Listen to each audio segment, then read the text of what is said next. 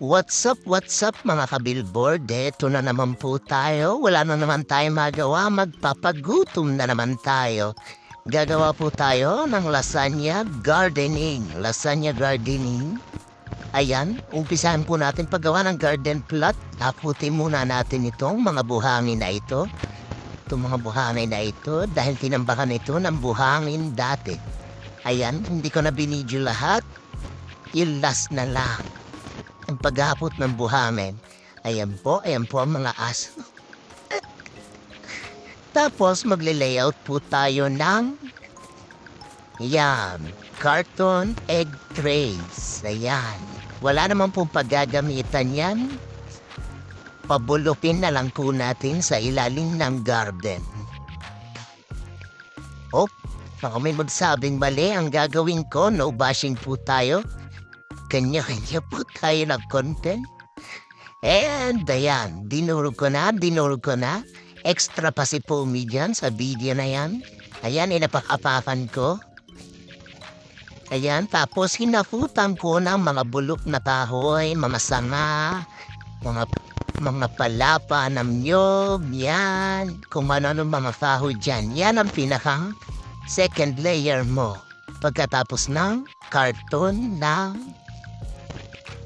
ng egg trays, yan. Tapos ilalatag mo yan, papantayin mo.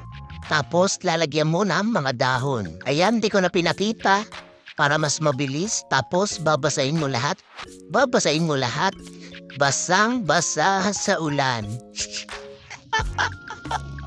Ayan, para sila ay mabulo sa future. Ayan po, may umextra pong buteke, tibalbak, kung ano man tawag niyan sa inyo. Tapos naghakot ako ng lupa galing sa bundok. Ayan po. Sa may malapit sa kuprahan. Dahil mataba po ang lupa dyan. May mga sinunog, madaming abo. Kaya dyan ako kumuha sa bundok.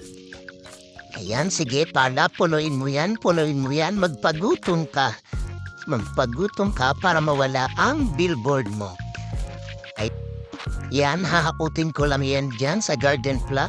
Tatabunan ko lang yung mga kahoy at dahon na tinambak ko dyan. Ayan. Ay, hirap gumawa ng content. Bakit ba pag gagawa ka ng content, yung may hard labor pa ang ginawa mo?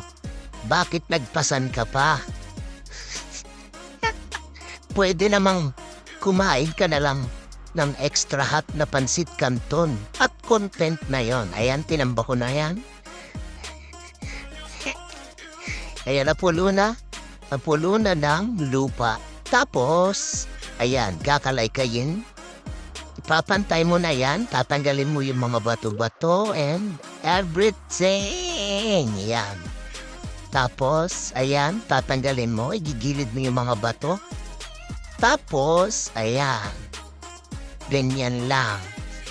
Ayan. Tapos nilagay ko na yung huling sako. Siguro makakalabing-anim na sako ako ng lupa dyan. At ako'y pagod na pagod.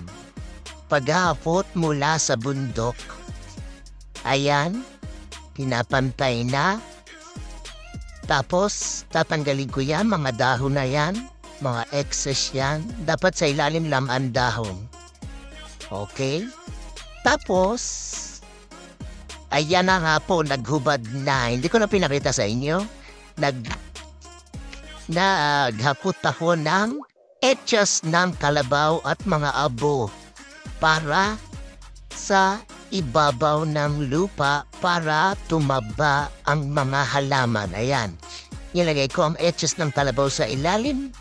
Ayan na po, kitang-kita niyo po, nilalagay ko po ang abo sa ibabaw. Yan po ang katawan ni Chris Hemsworth.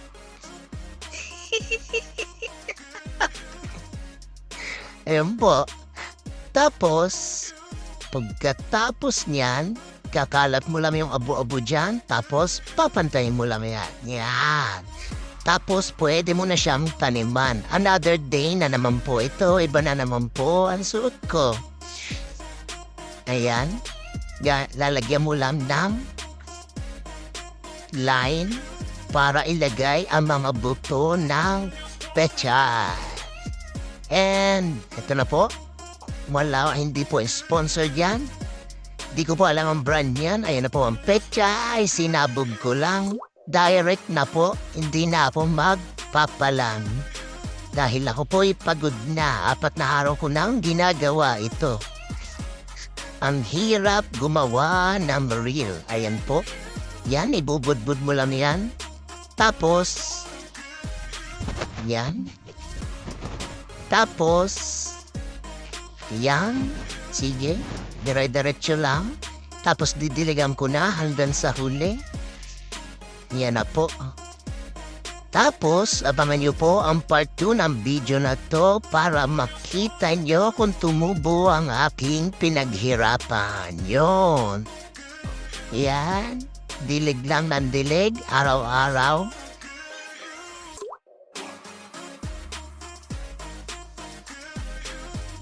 Thanks for watching. Hanggang sa muli, mga ka-billboard. Please follow, like, and share, comment. And that's it, mga ka-billboard.